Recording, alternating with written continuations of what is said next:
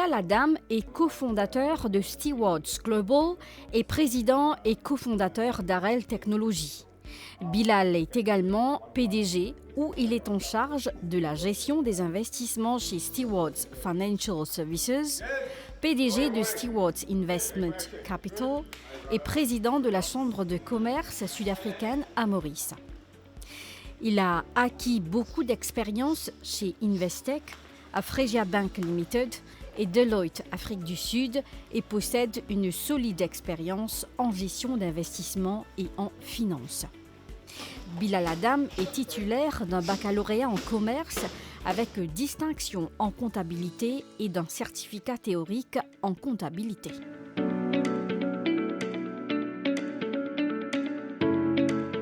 As we grew up, I also grew very, very fond of animals. At one point, we had 14 puppies.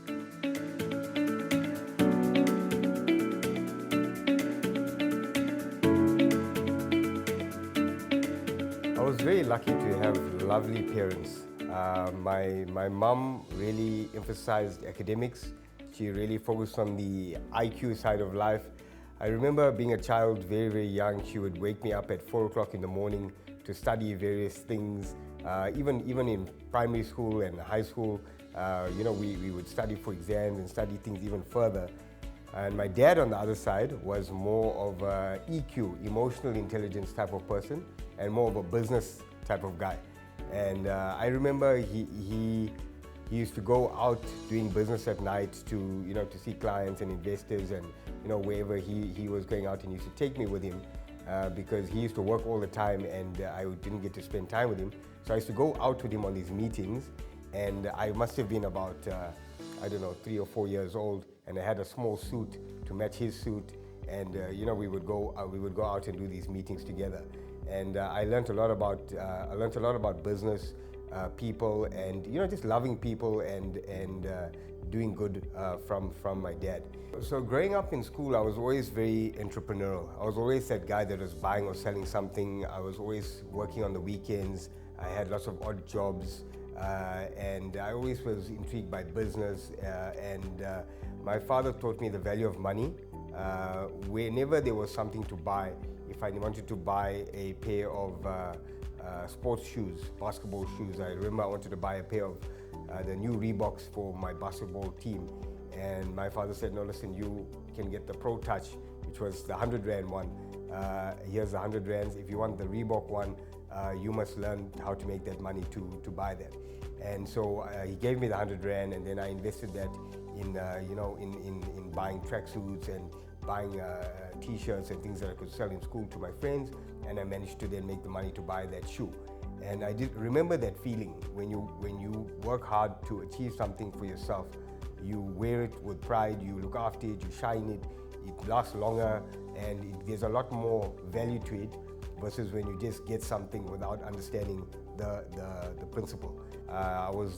Fortunately, I was the dux of my school, which meant that means you got the highest results in your school, and I had placed for the province quite high in the top 10 of my year, and that was great because that allowed me to get a scholarship from Deloitte, which then got me to study chartered accountancy at university, and then whilst I was still completing my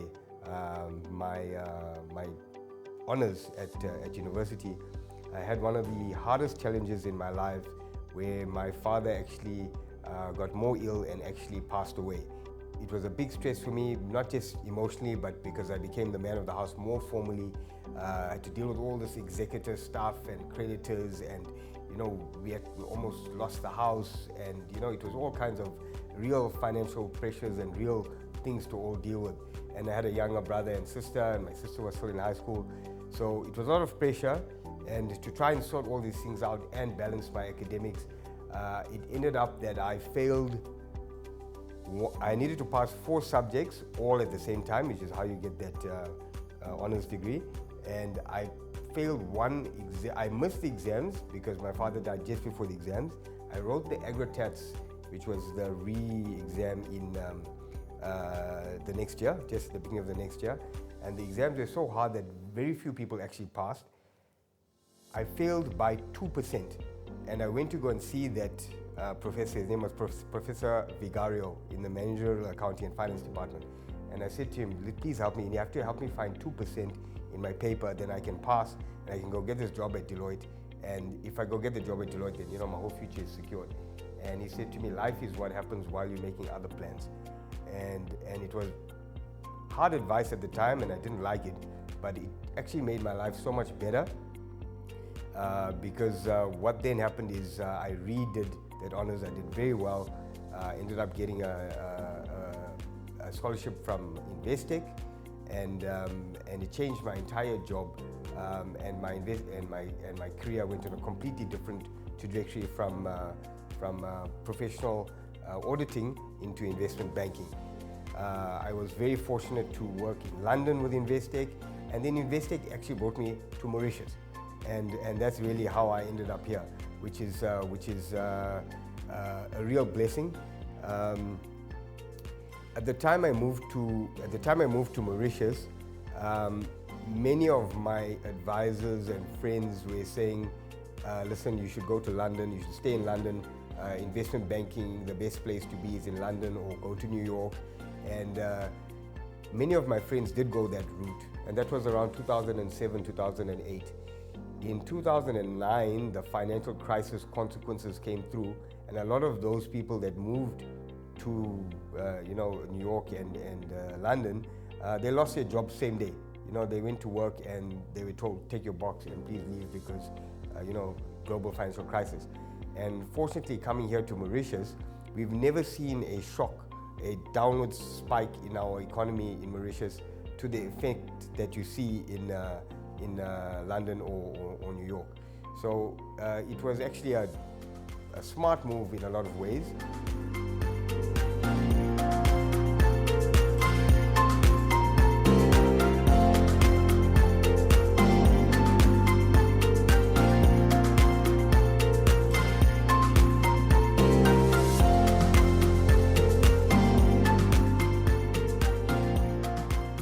Sometimes the best way to learn something is by doing it for free and doing it out of it voluntarily. And this is how, working at Investec, I would just look around and see, I want to learn about that. Let me go and help the capital team. Let me go help the deposit team or the lending team or the marketing team or whichever it was, and just learn as much as possible. And at a point, Craig was sending me to meetings for the Mauritius Bankers Association. I went to South Africa, and I was representing Mauritius with the Economic Development Board, doing presentations to promote investment between Mauritius and South Africa. And that was fantastic because that gave me the skills that I later required in the South African Chamber of Commerce to promote investment and development between South Africa and Mauritius. So all of these little opportunities, they add up. And you have to every day look for that little opportunity that's going to help you to grow. And so those are some inspirational leaders that really shaped my future up until the Investec time. Investec was a great learning ground that taught me a lot of entrepreneurial skills, helped me to build my network, build my confidence, and allowed me the opportunity to then serve as the CEO of Fraser Capital Markets, where I learned how to report to boards and how to manage much larger teams and deal with stakeholders wider than just what's in your department. When you're dealing with the regulator, you're dealing with the outside community, and you're responsible for a larger group of people.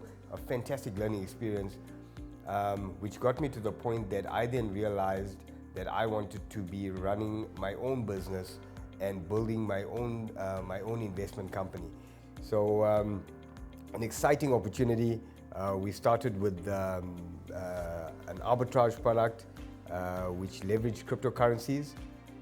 We also founded another business called RL Technology with friends that we made in high school, Nick Allen, Sean Ritson, and Jevon Coffin-Gray, my fellow partners in that business, which was pioneering. And listen, we learn to not believe other people when they tell you something can't be done. And that is actually, when people tell you something can't be done, it's because they believe it can't be done or they think it can't be done. But everything is impossible until it happens, until someone does it the first time. And what we did is we managed to create the first crypto arbitrage RAND product for South Africa. It did very well. Hundreds of clients made lots of money out of it, and really built the brand, and we built the business then to have RAND arbitrage in South Africa, dollar arbitrage outside of South Africa. Our software had a payments business which was moving payments around the world faster than Swift, and we also built a crypto hedge fund which gave us investors got about 500% return over the 4 to 5 year period. We've partnered into a team in the US who has the same energy, the same culture as us, and we aim to get this company from where it is now, it's about a $40 million company. We aim to turn it into $1 billion company in the next 5 years. My partners want to do it in 3 years, but it's also about having realistic goals. But let's say 3 to 5 years, we aim to turn our business into $1 billion market cap, NASDAQ listed micro lender in the US market. And we aim to bring that also into everything we're learning in the US market back into Africa, into South Africa, Mauritius, and other countries where we can use the same technology to advance the economies where we work.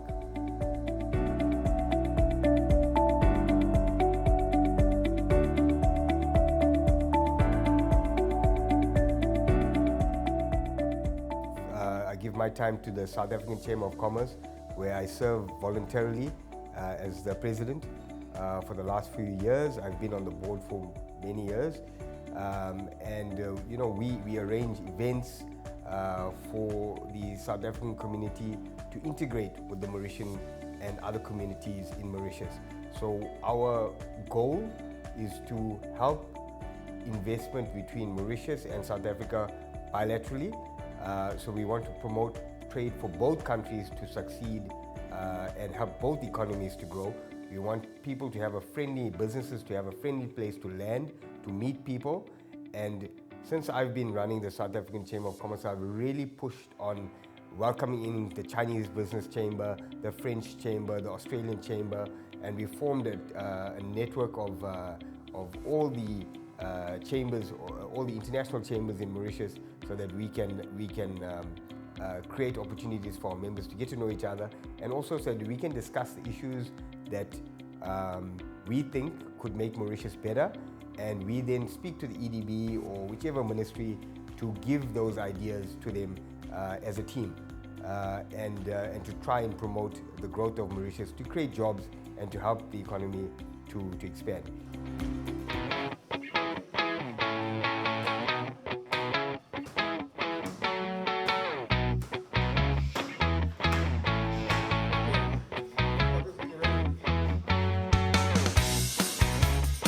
What I love about Muay Thai and kickboxing is, for me, it's the best form of meditation. So what happens is when you're in the ring, you have to focus on that one thing that you're doing. And in my job, in my career, there's always many things on your mind at the same time. But what's beautiful about fighting is if your mind comes off the fight, then you're probably going to get punched in the face. So it's a forced form of meditation. So this is what I really enjoy about it. Also being in Mauritius, I'm really privileged to be training with world champion James Agat, 7-time world champion. It's a great privilege and opportunity and an honor to be punched in the face by him and kicked by him. And they say what doesn't kill you makes you stronger, and James trains me right to the level to beat me up and make my body stronger, but without killing me. And he told me that pain is weakness leaving the body. So I really live by this, and I enjoy it. Martial arts has always been a passion for me. Growing up, I was never the biggest guy. I was always like a middle or small sized guy. So I always needed to know that, I need to be able to fight and protect myself. Growing up in South Africa, it was actually a useful skill. I would get into fights all the time. So it wasn't like a usual, it wasn't for fun, it was actually a practical skill that you needed to know. And that grew my passion for it. And when I'm a small guy and I can beat a bigger guy, it makes me feel good, and it gives me also the confidence in life to take on bigger challenges and take on opportunities that maybe seem too big, but you learn. My father always used to say, it's not the size of the dog in the fight, it's the size of the fight in the dog. So, if you've got the tenacity and if you've got the resilience to push through something, you can achieve that. And I find that kickboxing and martial arts is a good way to practice that skill and to learn to take hits, because in life will constantly give you challenges in your pain, in your body, emotional challenges, intellectual challenges, spiritual challenges. And when you train your body to take challenges, it's a way of life that comes into all your mentality. And it's a good way of having positive thinking, as long as you don't get too far injured and you can recover quickly. The exciting thing also about the kickboxing is that James inspired me and encouraged me to enter a Mauritian National Championship, which I actually managed to qualify for and get on the ring. It was on MBC. I didn't win the fight. I got beaten up pretty badly, but I did last a few rounds and I got some good shots in, but I fought a guy that was a proper fighter, and it was a great challenge.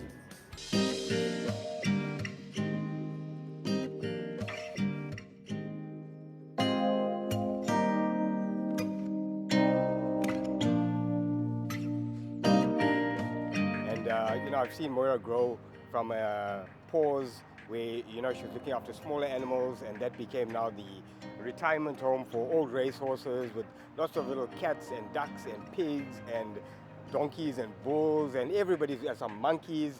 Everybody's welcome here at All Lives Matter, and I think what it's all about is the compassion that we as people need to have and remember to look after animals. Even the racehorses, when they're not of use to us anymore as racehorses, they still are living beings that we care about. And so for me, what happens is I'm able to raise funds for All Lives Matter at different times, sometimes contributing financially for myself.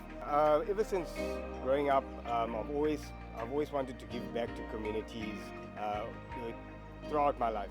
Even when I had my first job, every time I got my salary, I would buy bread and milk and give it to some people on the street, or whatever it is to give back. And I've been fortunate as I've grown in life. I've had more financial means for me, and what I try and do is a certain percentage of whatever I earn and whatever my company earns, we give that out to projects that we believe are good for the community. And really as people, you live within a community, you live within an environment, and it's important that the environment around you is well looked after, which actually contributes to the well-being of your own life. So over the years, we've supported many projects. Most recently, with the South African Chamber of Commerce, we raised 250,000 for reef conservation. We've done projects with Passerelle, the women's shelter. We've done projects with various orphanages. And All Lives Matters is a great project that I've watched grow over many, many years. Being here painting buildings when it was the old days of pause, and watching Moira grow and All Lives Matter grow over time and increasing its space and increasing the amount of animals it has.